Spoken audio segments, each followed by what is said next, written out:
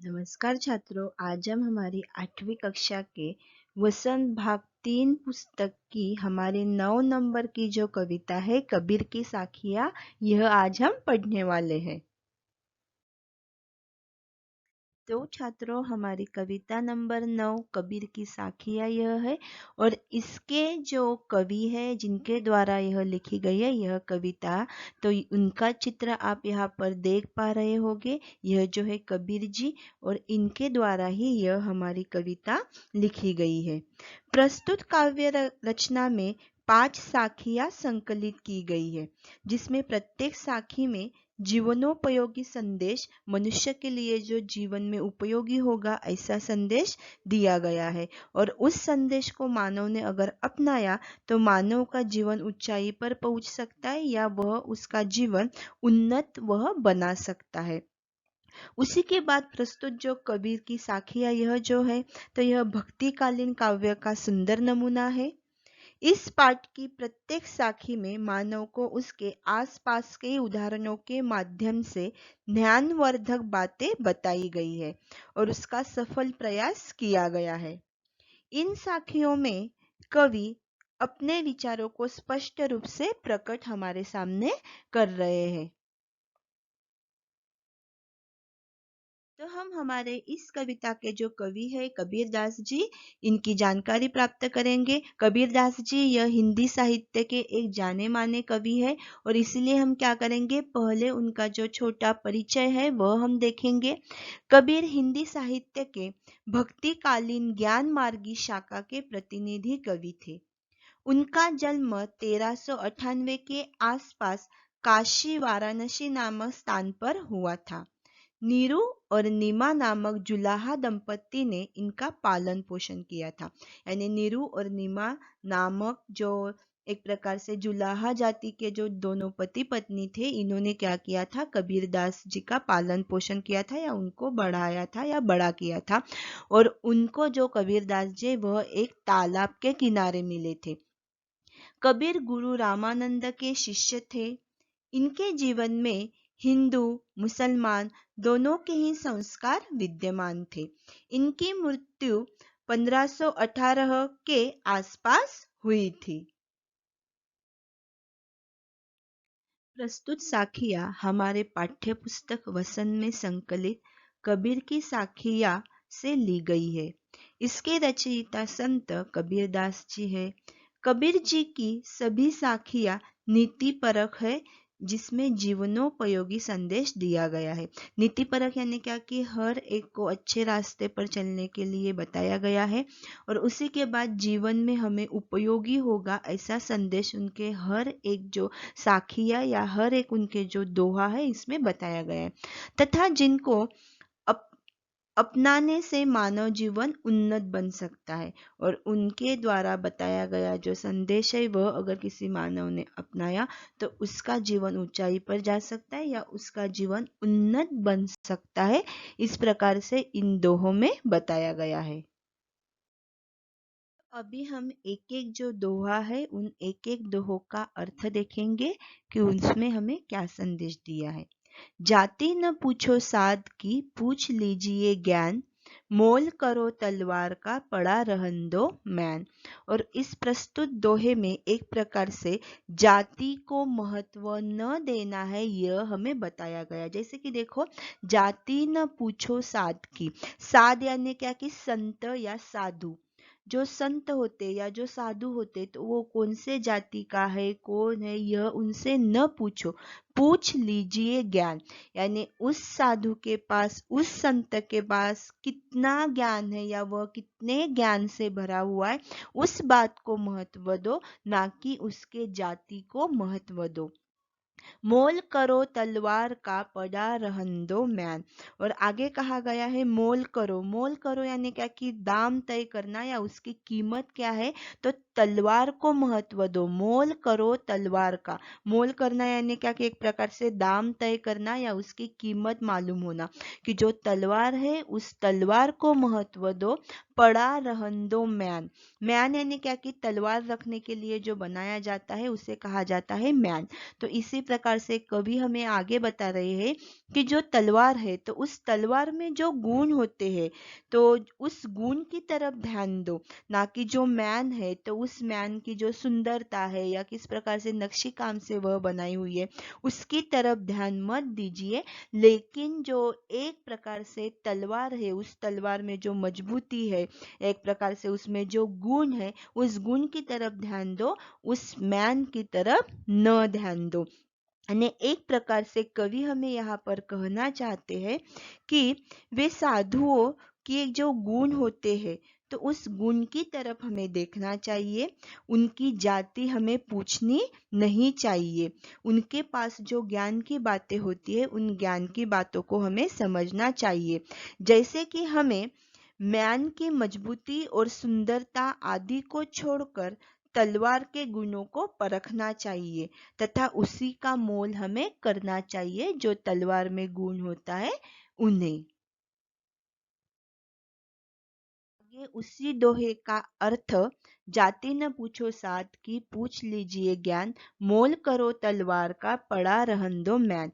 यानी प्रस्तुत साखी में कवि ने मनुष्य को जाति पाति पर ध्यान न देकर गुण ग्रहण करने की बात कही है, अर्थात मानव को वास्तविकता को जानने और परखने की बात इस दोहे में कही गई है, जो कि एक प्रकार से जाति को महत्व न देने की बात भी हमें यहाँ पर बताई गई है। आगे कवि हमें कह रहे हैं, आवत गारी एक है उल्टत होई अनेक, कह कबीर नहीं उल्टिए वही एक की एक। और यहाँ पर हमें जो कबीर दास जी है वह कह रहे हैं, आवत गारी एक है। आवत यानी क्या कि आते हुए, गारी यानी क्या कि अपशब्द या गाली। अगर हम किसी को कोई अपशब्द बोलते हैं तो आवत गारी एक है, यानी जब कोई हमें अपशब्द बोलता है, गाली बोलता है, तो तब क्या होता है कि वह आते समय एक रहता है। उल्टत होई अनेक, उल्टत यानी क्या कि जवाब देने पर वह होई यानी एक से ज्यादा वह अनेक उस वहां पर हो जाते हैं।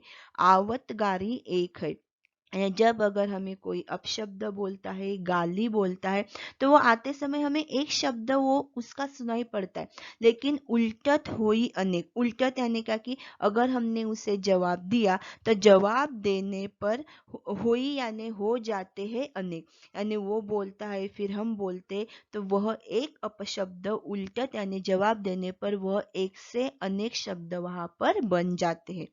कह कबीर नहीं उल्टिए वही एक की एक। और कबीर दास जी कह कबीर नहीं उल्टिए, यानी कबीर दास जी का हमें यहाँ कहना है कि हमें उन्हें उलट कर नहीं उल्टिए, यानी हमें उन्हें उलट कर जवाब नहीं देना चाहिए, वही एक की एक। यानी अगर हम उनको जो बुरा शब्द या बुरी बात उन्होंने हमें कही है वह अगर हम उनको उलट कर उनको जवाब न दे या उलट कर उनसे न बोले, तो वह एक एक की एक, यानी वह अधिक वहां पर आगे नहीं बढ़ेगा और वह शब्द एक का एक वहीं पर रह जाएगा। जैसे कि कवि का कहना है कि कोई हमें अगर अपशब्द कहता है तो हमें सहन कर लेना चाहिए, क्योंकि हमारे द्वारा भी अपशब्द कहने पर अपशब्द एक से बढ़कर अनेक हो जाएंगे, और अगर हमने कुछ नहीं बोला तो वह शब्द एक का एक ही वहां पर रह जाएगा। आगे उसी दूसरे नंबर के दोहे का हम अर्थ देख लेंगे। आवत गारी एक है उल्टत होई अनेक, कह कबीर नहीं उल्टिए वही एक की एक। प्रस्तुत साखी में कवि ने मनुष्य को किसी के द्वारा गाली अपशब्द का जवाब गाली अपशब्द न देने की सीख दी है, अर्थात लोगों को सामाजिक उपदेश यहाँ पर दिया है कि कोई अगर हमें बुरा शब्द बोलता है तो हमें उसकी तरफ ध्यान नहीं देना चाहिए, अगर हम भी उसे उलट कर जवाब देंगे तो वह शब्द एक से ज़्यादा बढ़ जाएंगे, एक बोलेगा दूसरे बोलेगा, और इसलिए उनका कहना है कि हमें उसकी तरफ ध्यान नहीं देना चाहिए अगर हमें कोई एक प्रकार से गलत बोलता है तो। आगे कवि हमें बता रहे, माला तो कर में फिरे जिभी फिरे मुख माही, मनुआ तो दहु दिशि फिरे यह तय समिरन सुमिरन नाही।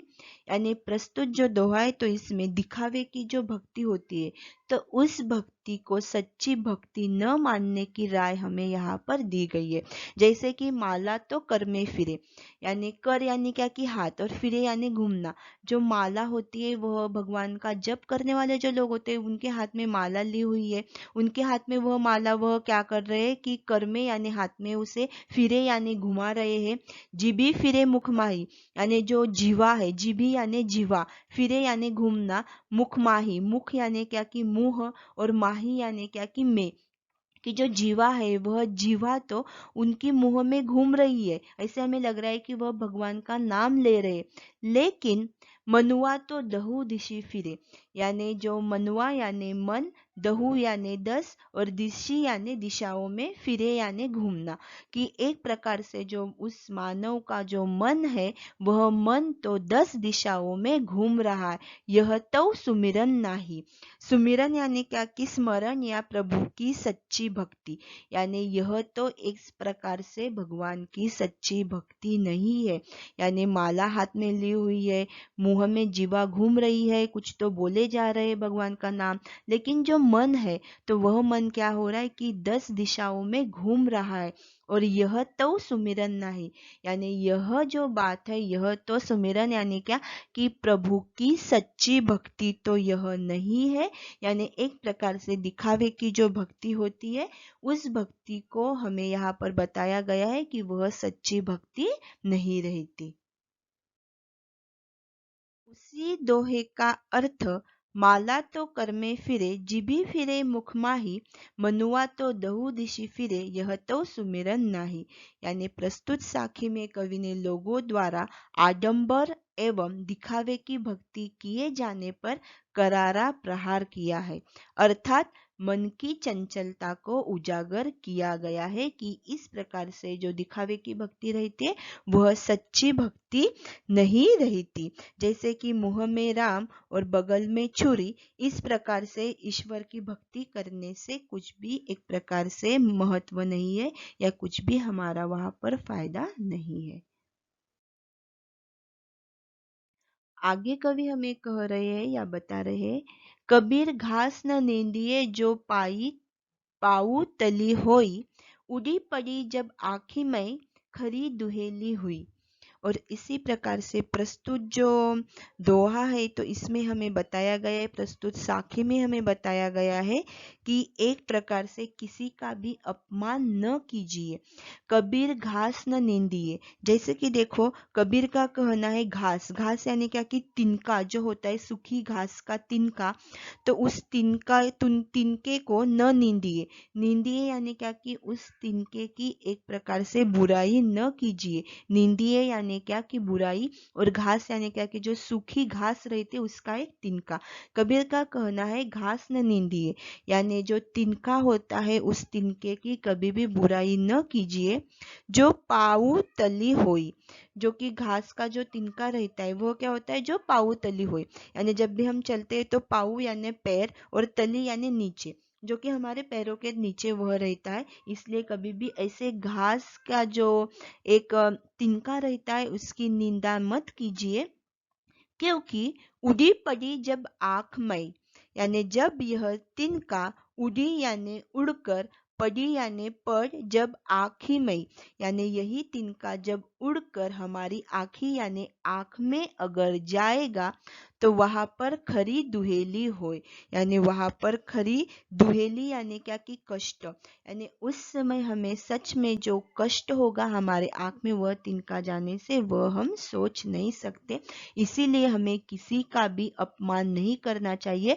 अगर वह कोई घास का तिनका भी अगर हुआ, सूखी घास का, फिर भी वह हमारे पैरों के नीचे रहता है, लेकिन उसकी भी हमें एक प्रकार से निंदा नहीं करनी चाहिए, क्योंकि वह अगर हमारे आँख में चला चला गया उड़कर, तो हमें उस समय सच में जो दुहेली यानी क्या कष्ट होता है यह हमारी समझ में आ जाएगा। यानी एक प्रकार से आम आदमी का महत्व प्रतिपादित करते हुए कहा गया है कि हमें घास के तिनके की भी निंदा नहीं करनी चाहिए। जैसे कि आम इंसान जो रहता है तो उसे हमें अपमानित नहीं करना चाहिए, क्योंकि आंखों में पड़ने पर वही दुख का कारण हमारा बन सकता है, वह तिनका। दोहे का अर्थ हम देखेंगे। कबीर घास न निंदिए जो पाऊ तली होई, उड़ी पड़ी जब आँखी में खरी दुहेली होई।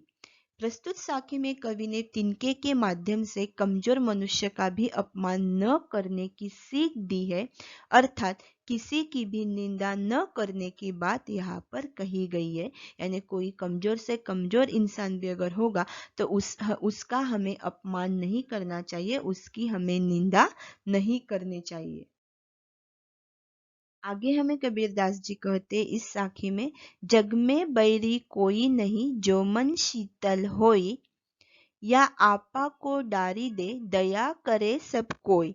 यानी प्रस्तुत जो साखी है इस साखी में घमंड रहित व्यवहार रखने का हमें बताया गया है। जैसे जग में बैरी कोई नहीं, यानी इस संसार में, जग यानी क्या कि संसार, दुनिया, विश्व, तो इस जग में बैरी कोई नहीं, यानी इस संसार में बैरी यानी दुश्मन, ऐसे कोई व्यक्ति है कि उनका कोई दुश्मन नहीं जो मन शीतल होए।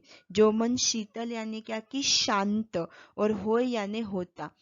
इस संसार में जो व्यक्ति शांत होता है, जिसका मन शीतल होता है यानी जिसका मन शांत होता है, तो उसका इस जग में कोई भी बैरी नहीं, यानी उसका इस जग में कोई भी दुश्मन नहीं। या आपा को डारी दे, या आपा, आपा यानी क्या कि अहंकार, घमंड, और डारी दे यानी त्याग दे। यानी इस प्रकार से जो शांत मन के जो लोग होते हैं तो उनका कहना है कि उनके अगर हम संपर्क में आए तो हमारा जो अहंकार जो रहता है, आपा को डारी दे, यानी हमारे पास जो आपा यानी क्या कि अहंकार, घमंड जो होता है, तो उसे हम डारी दे यानी क्या कि त्याग दे सकते हैं उस शीतल या शांत मन के व्यक्ति के संपर्क से, या उस शांत व्यक्ति के कारण। दया करे सब कोई, और इस प्रकार से जो शांत शीतल स्वभाव के लोग रहते हैं तो दया यानी प्रेम करे सब कोई, यानी हर कोई उनके साथ प्रेम से बर्ताव करता है। कोई यानी हर कोई उनके साथ करे, सब प्रेम का व्यवहार उनके साथ करते हैं। उनका कोई भी एक प्रकार से दुश्मन इस जगत में नहीं होता। और एक प्रकार से जो अहंकार रहता है तो उस अहंकार को क्या किया जाता है कि त्याग दिया जाता है उनके संपर्क में आने के कारण। मनुष्य के स्वभाव के बारे में बताते हुए कवि ने मनुष्य को शांत एवं विनम्र बने रहने की सीख दी है, क्योंकि ऐसे व्यक्ति का कोई दुश्मन नहीं होता जो एक प्रकार से शांत और शीतल मन जिनका होता है उनका।